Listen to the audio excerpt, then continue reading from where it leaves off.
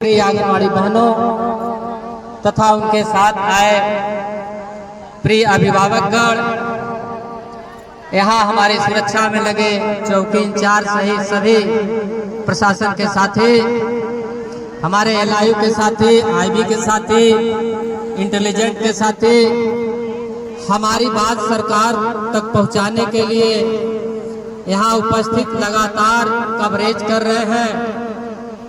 हमारे print media के साथी, इलेक्ट्रॉनिक मीडिया के साथी, जहां तक मेरी आवाज पहुंच रही है, मैं उन सभी सम्मानित जनों का इस आंगनवाड़ी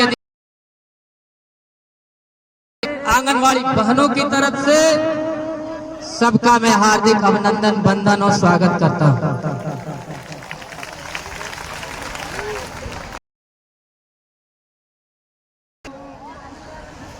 आज क्या जरूरत पड़ी कि उत्तर प्रदेश के कोने कोने से चल करके 35 साल से देश की सेवा हम कर रहे हैं, तो क्यों नहीं पढ़ा पाएंगे?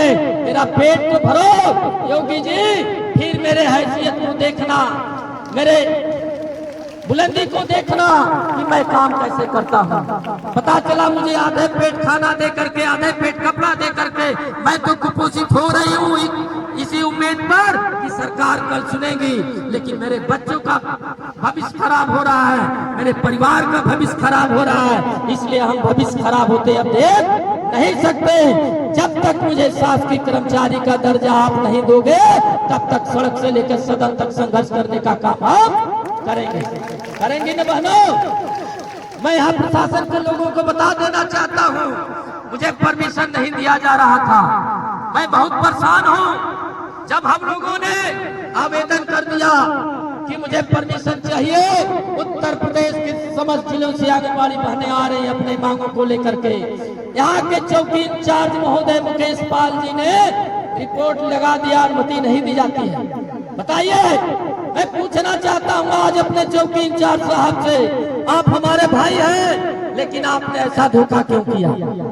आइए जरा जवाब दीजिए हमारी बहनों को, बताइए आपने क्यों अनुमति नहीं दिया? कौन सा अधिकार आपके पास अलग से हो गया है कि आप नहीं दिए हैं? हमारे घर में भी पीसीएस से लेकर के लोअर पीसीएस से लेकर के आईपीएस तक है, ऐसा नहीं कि हम लोग नहीं जानते हैं, नीचे से लेकर के ऊपर तक नौकरी घर परिवार में करने वाले हैं, किसी बाहर के परिवार में जाने की जरूरत नहीं है। जरा हमको संविधान बता दे, वो धारा और कानून बता दे, इसी कानून के तहत आपको अनुमति नहीं दी जाती है। मैं 8 तारीख से यहाँ धरना स्थल पर आकर के परेशान हूँ। 8 तारीख को आया था, यहीं पर किसी का धरना हो रहा था, जोरों से पानी आया, टेंट नहीं लगा था, सब लोग भीगे। तो बहनों, मैंने 40 बाई 80 का एक त्रिपाल का टेंट यहाँ किया था, 80 बाई 120 का मैट का व्यवस्था किया था, और एक 12 बाई 18 का मंच का व्यवस्था किया था, और जो 2 साउंड लगे हैं 4 साउंड का व्यवस्था मैंने किया था। बताइए, हमें परेशानी हो रही है, तो मैं बहनों से एक शपथ लेना चाहता हूं कि अगर कोई प्रशासन को लोग आकर के हटाना चाहे, कितने लोग भाग के जाएंगे प्रशासन के कहने पर? कोई नहीं जाएगा। तो नारा लगाना होगा आपको, हमारी मांगे पूरी हो, हमारी मांगे पूरी हो, आंगनबाड़ी वास्ते, अरे खाली कर दो रास्ते, आंगनबाड़ी वास्ते, अधिकार हमारे आपका, हक मांगना अगर बगावत है तो हम बागी हैं, हक मांगना अगर बगावत है, हक मांगना अगर बगावत है, समझो हम सब बागी हैं। हक मांगना अगर बगावत है, हक मांगना अगर बगावत है।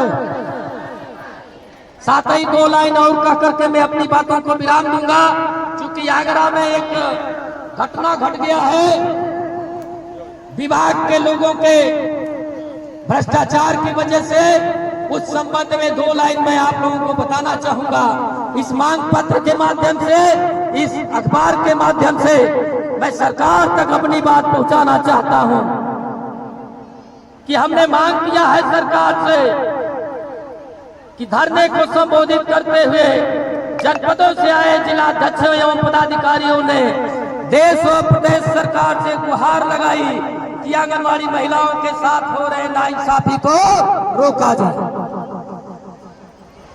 मानदेय आवलिक वेतन विसंगति तथा आर्थिक स्थिति को दृष्टिगत रखते हुए दीपावली से पहले हमारी मांगों को पूरा कराना सरकार की जिम्मेदारी है। ये सरकार से हम मांग करते हैं।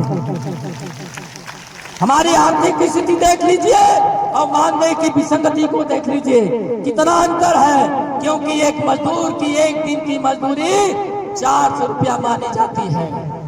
400 से कम मिलेगा तो आप क्या काम नहीं करेंगे।